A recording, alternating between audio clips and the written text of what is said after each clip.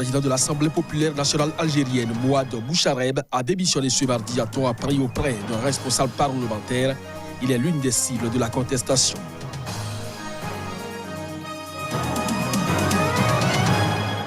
Le Premier ministre éthiopien Abiy Ahmed a déclaré que la récente tentative de coup d'État était un rêve vain visant à déstabiliser le pays et qu'elle n'était pas motivée au plan ethnique. Le président tunisien Béji Caïd Essebsi, victime jeudi d'un grave malaise à l'approche des élections, est sorti de l'hôpital lundi soir. L'annonce a été faite par la présidence.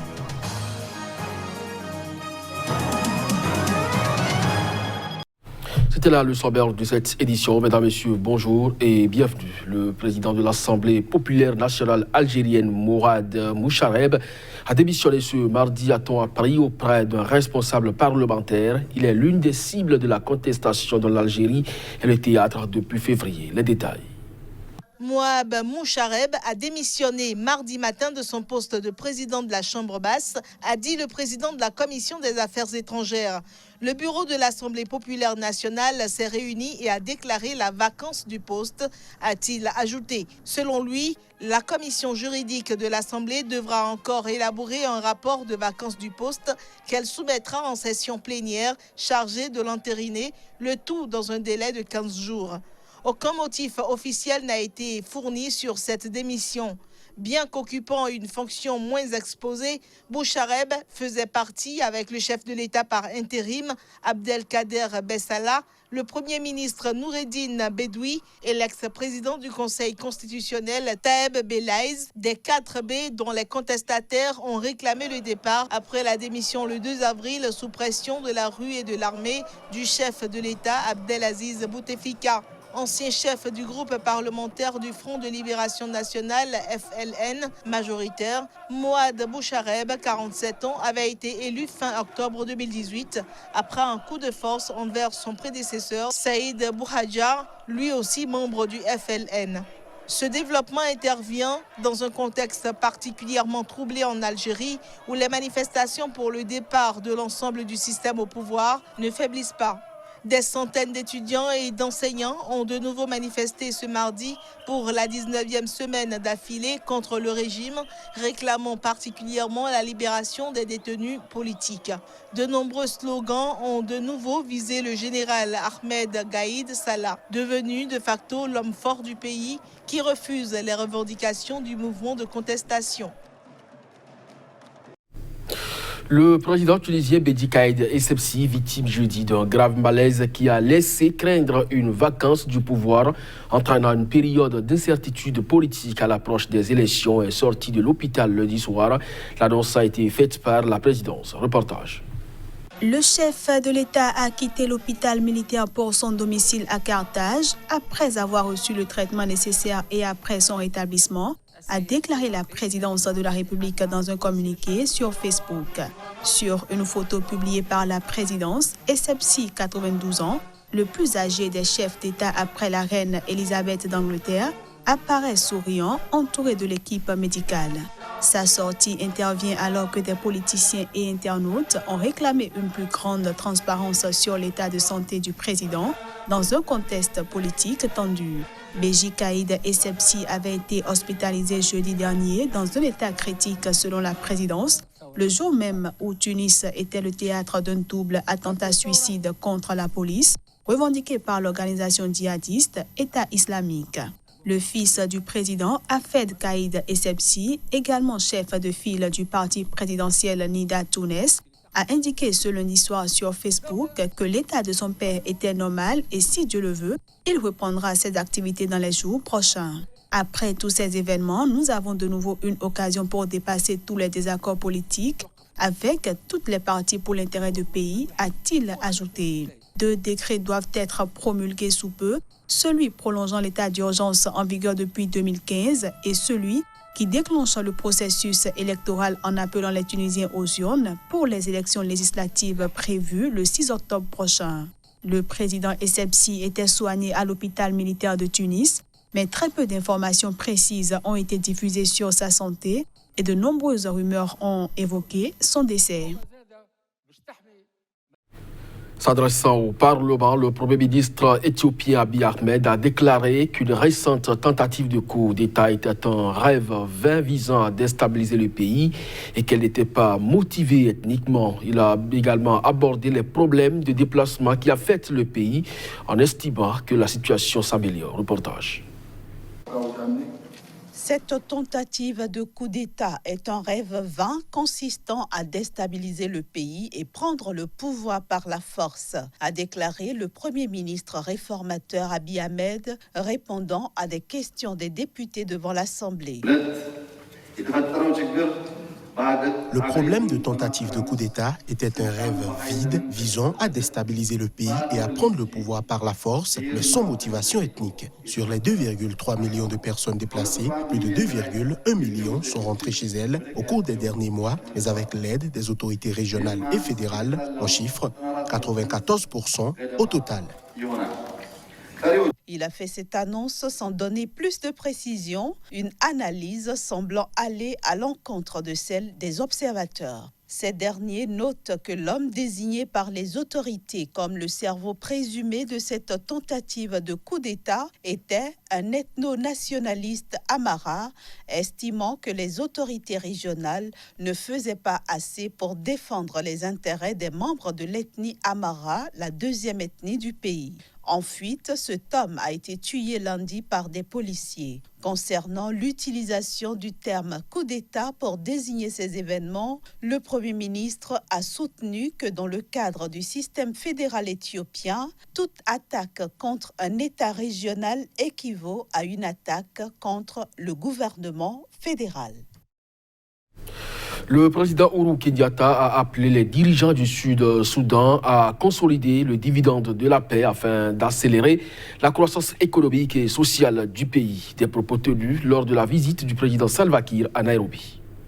Alors que le 8e anniversaire de l'indépendance du Sud-Soudan n'est que dans quelques jours, le président Uhuru Kenyatta a déclaré que le moment était venu pour les hommes et les femmes patriotes du pays, le plus jeune d'Afrique, d'assurer leur place sur la scène nationale, régionale, continentale et mondiale.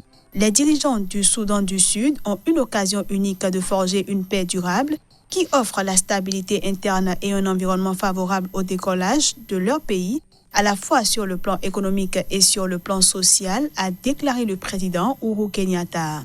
Il a exhorté les dirigeants du Sud-Soudan à défier les opposants et les prophètes du malheur, en mettant de côté leurs divergences et en apportant l'unité, la paix et la sécurité à leur pays.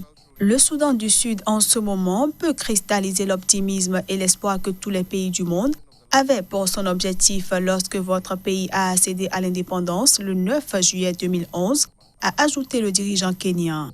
Il a pris la parole ce lundi lors de la réception du président Salva Kiir et de sa délégation à un banquet d'État auquel participaient également le vice-président William Ruto et l'ancien premier ministre Raila Odinga à la State House de Nairobi. Le président Uhuru Kenyatta a exprimé sa satisfaction devant le fait que le Sud-Soudan accorde la priorité à la recherche d'une solution politique durable au conflit qui affecte depuis longtemps le voisin du nord du Kenya. Justement, parlant de ce Soudan du Nord, le principal mouvement de contestation a appelé ce lundi à la désobéissance civile à partir du 14 juillet prochain dans tout le pays, et ce au lendemain de manifestations de masse pour faire pression sur les généraux au pouvoir. Au lendemain d'une manifestation massive à Khartoum, l'Alliance pour la liberté et le changement ALC, fer de lance de la contestation, a appelé ce lundi à la désobéissance civile le 13 juillet prochain, suivi d'une grève politique totale de tous les secteurs professionnels dans tout le pays le dimanche 14 juillet. Ceci pour commémorer la dispersion du sit-in du 3 juin dernier qui a fait des dizaines de morts et provoqué un tollé international. Dans leur bras de fer avec le Conseil militaire de transition, qui tient les rênes du pays depuis la destitution en avril du président Omar el-Béchir, le principal mouvement de la contestation avait déjà organisé entre le 9 et le 11 juin une campagne de désobéissance civile qui avait quasiment paralysé Khartoum. Dimanche dernier, des dizaines de milliers de personnes ont manifesté à travers le pays pour que le conseil militaire remette le pouvoir aux civils. 10 personnes ont été tuées et plus de 180 blessés dans les violences en marge des rassemblements, selon des bilans de la police et du ministère de la Santé cités par l'agence officielle SUNA. Déplorant ces violences, la France a appelé ce lundi les deux camps à progresser de bonne foi dans les négociations et à aboutir au plus vite à la formation d'un gouvernement conduit par des civils. 18 soldats ont été tués et 4 ont été portés disparus lors de l'attaque lundi par des djihadistes d'un camp de l'armée nigérienne dans la zone d'Inat à l'ouest, près de la frontière du Mali. L'annonce a été faite ce mardi par le ministre de la Défense dans un communiqué. Reportage. Le 1er juillet, aux environs de 14h30, le poste militaire avancé d'Inat sur la frontière du Mali a repoussé une attaque menée par des éléments terroristes. Le bilan provisoire est le suivant. Côté ami, on déplore 18 blessés et 4 portés disparus. Côté ennemi, plusieurs terroristes neutralisés, un camion détruit par les frappes aériennes et 2 véhicules kamikazes détruits selon le test. Cette attaque a commencé avec l'explosion de 2 véhicules kamikazes à l'entrée du camp, suivi de tirs des terroristes venus à moto. La riposte avec l'appui aérien des partenaires français et américains a permis de mettre l'ennemi en déroute hors de nos frontières, poursuit le communiqué qui précise que les opérations de ratissage se poursuivent. Lundi, des sources concordantes avaient fait état d'une importante attaque avec des véhicules kamikazes contre le camp, faisant craindre un bilan important. C'est dans cette même zone que 14 combattants de l'organisation État islamique dans le Grand Sahel ont été tués lors d'une opération conjointe des forces armées nigériennes, françaises et américaines menée du 8 au 18 juin dans l'ouest du Niger. L'opération conjointe s'est déroulée dans la région frontière nord de Tongo, où est actif un groupe de l'EIGS impliqué dans l'embuscade du 14 mai 2019 qui avait coûté la vie à 28 soldats nigériens, avait alors souligné le gouvernement nigérien. Cette attaque survient au moment où Niamey accueille cette semaine un sommet de l'Union africaine qui doit réunir une 50aine de chefs d'État. Les phases de groupe de la Coupe d'Afrique des Nations sont terminées avec la qualification historique des écureuils du Bénin pour le 8e de finale. Nous reviendrons plus amplement sur cette information dans nos prochaines éditions. Ce sera donc tout pour ce journal. Merci à vous de nous avoir suivis. Très bonne journée accompagnée des programmes de SICA. À très bientôt.